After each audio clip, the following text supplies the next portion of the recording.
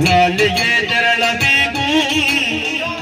ನಾಳೆಗೆ ತೆರಳಬೇಕು ಶಿಲ್ಪಿಗಳ ಮೇಳವನ್ನು ನೆರಗಬೇಕು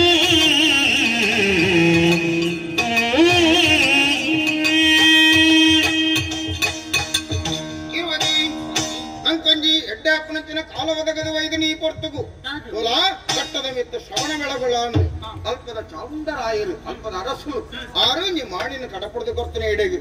ಬೇಟ ದಾಲತ್ತಿಯ ಒಂದು ಓಲನ ಕಡಪುಡಿಯರು ಆ ಓಲನ್ನು ಓದುದಾನಗ ಇಂಕ ಅರ್ಥ ಅಂಡು ಗಂಡ ಅಲ್ಪ ಒಂದು ಎಡ್ಡ ಶಿಲ್ಪ ಚಾತುರದ ಕೆಲಸ ಆವಡಿಗೆ ಗೋಮಟನ ಕೆತ್ತನೆ ಆವಡು ಅವಕ್ಕೆ ಈರು ಬರೋಡು ಪಂಡು ಕಡಪುಡಿಯರು ಆಯ್ತು ತೀರ್ಮಾನ